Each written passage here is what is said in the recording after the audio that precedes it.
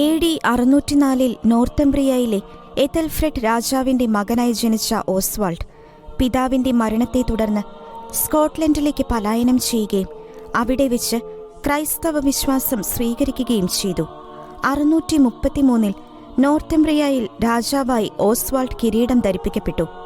ബ്രിട്ടനിലെ രാജാവായിരുന്ന ക്വാഡലൻ ഓസ്വാൾഡിന്റെ രാജ്യത്ത് ആക്രമണം തുറന്നുവിട്ടപ്പോൾ യേശുവിൽ ആശ്രയിച്ച് തന്റെ സൈന്യത്തിന് ക്രിസ്തുവിന്റെ പ്രത്യാശയിൽ ധൈര്യം പകർന്ന് ഓസ്വാൾഡ് യുദ്ധത്തിന് ഇറങ്ങിത്തിരിക്കുകയും ഹെവൻഫീൽഡ് എന്ന യുദ്ധസ്ഥലത്ത് മരം കൊണ്ട് ഒരു കുരിശു നാട്ടുകയും സൈനികരോടൊപ്പം അവിടെ വെച്ച് പ്രാർത്ഥിക്കുകയും തുടർന്ന് യുദ്ധത്തിൽ പൂർണ്ണ വിജയം നേടുകയും ചെയ്തു.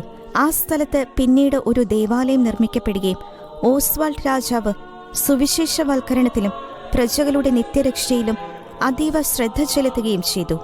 എളിമയിലും ഉപവിയിലും ദാനധർമ്മത്തിലും അസാധാരണ മികവ് പ്രകടിപ്പിച്ച ആ വിശുദ്ധ രാജാവ് 8 വർഷം എത്രയും ശ്രേഷ്ഠമായ രാജഭരണം കാഴ്ചവെച്ചു.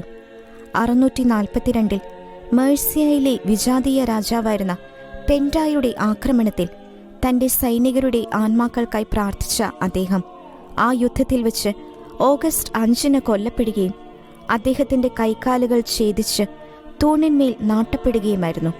വിശുദ്ധി വിരളമായിരുന്ന കാലത്ത് വിശുദ്ധിയുടെ ധീരമാതൃകയായിരുന്നു ആ രാജാവിന്റെ വിശുദ്ധ ജീവിതം.